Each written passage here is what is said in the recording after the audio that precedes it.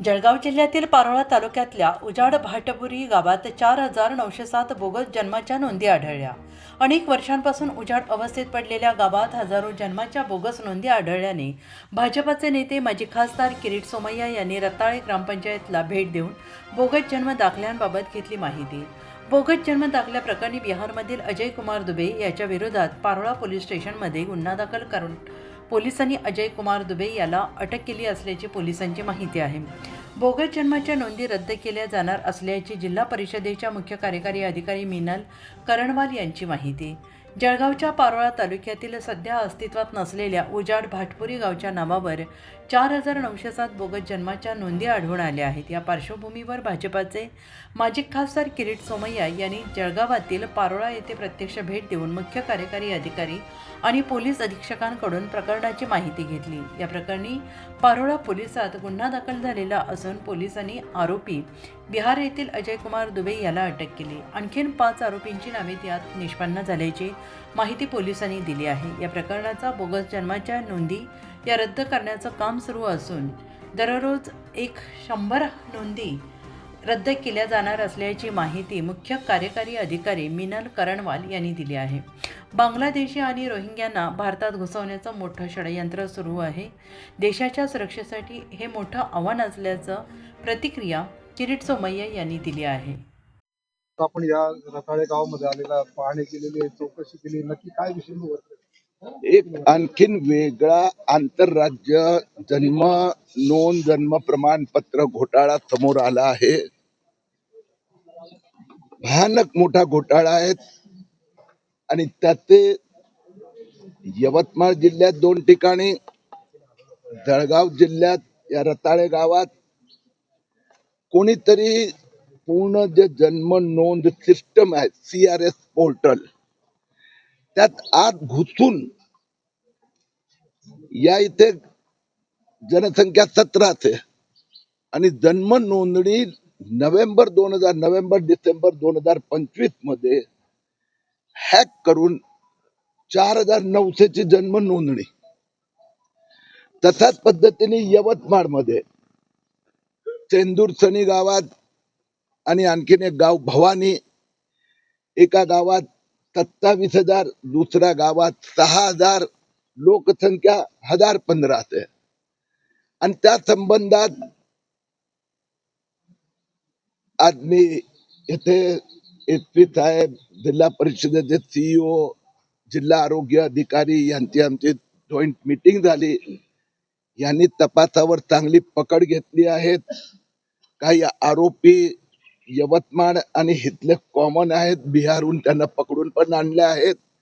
आतापर्यंत महाराष्ट्रात हे 3 गाव मिळून 37,000 असे बोगस जन्म रजिस्ट्रेशन, आणि यातला एक पण महाराष्ट्राचा नाहीये, हे समोर आलेलं आहे.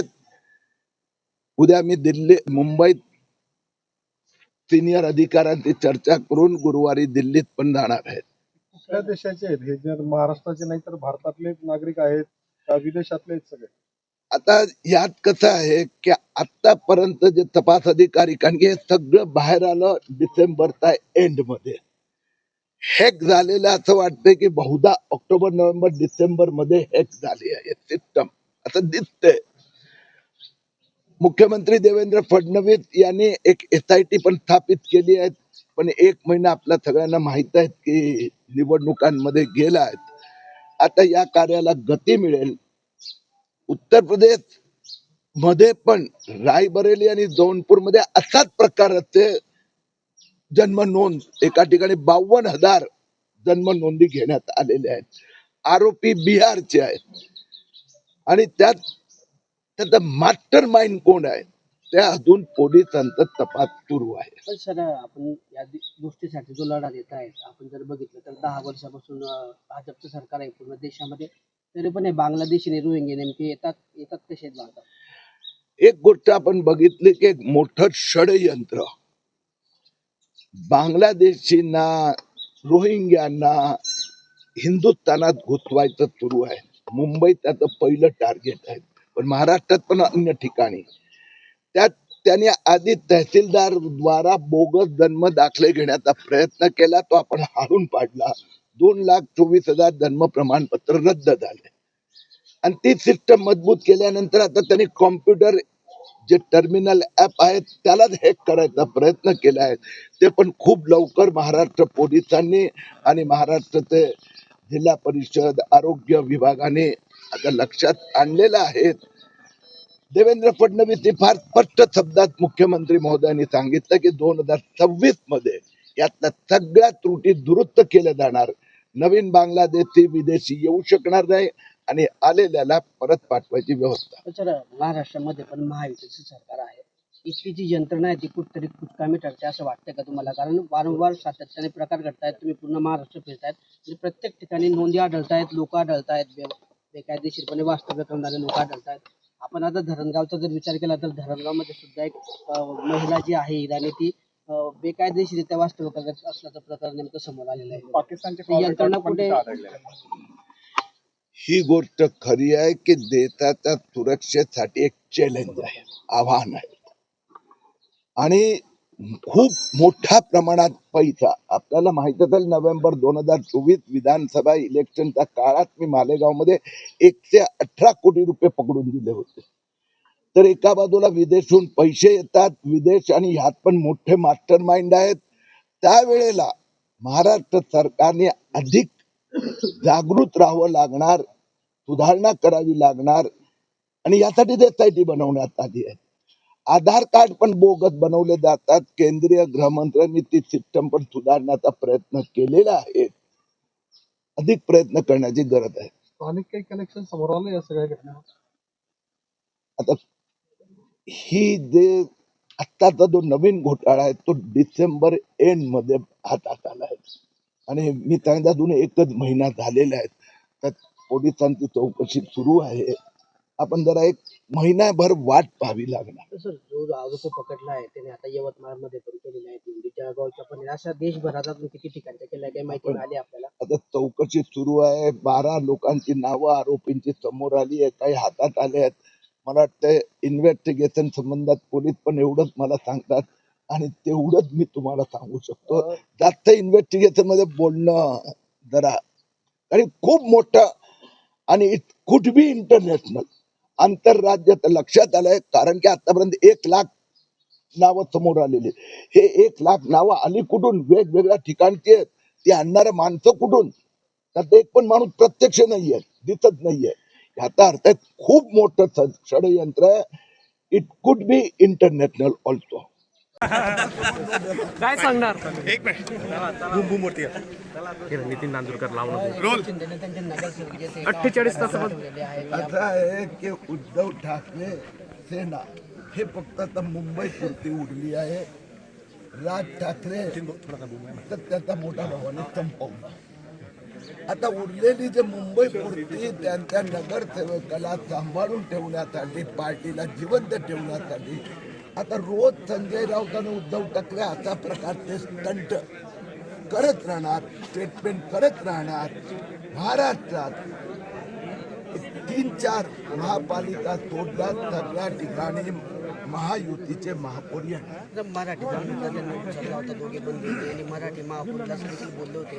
आता दुसरीकडे त्यांचा असा आरोप आहे की भाजपची जर महायुती आहे शिंदेसोबत, तर शिंदेना नगरसेवक लपवण्याची काय गरज वाटते? तुम्हाला काय वाटतं, महापौर मराठी होईल? हे का उद्धव ठाकरेंनी नाही सांगितलं? संजय राऊत हे का बोलत नाही की त्यांचे जे आले आहेत त्यातनं 1/3 तर वोट जिहादमुळे आलेले आहेत. जे मुस्लिमांचे मत त्यांनी एकदा पण उद्धव ठाकरे बोलले नाही हिंदुत्वावर या निवडणुकीत. एकदा पण मुस्लिम बांगलादेशी त्याच्या संबंधात बोलले नाही. म्हणून 1/3 जी उद्धव सेना आहे ते वोट जिहादमुळे जिवंत आहे. राहिलेली 2/3 वाचवण्यासाठी किंवा आता एवढे दुर्ले महाराष्ट्रात साफ झाले.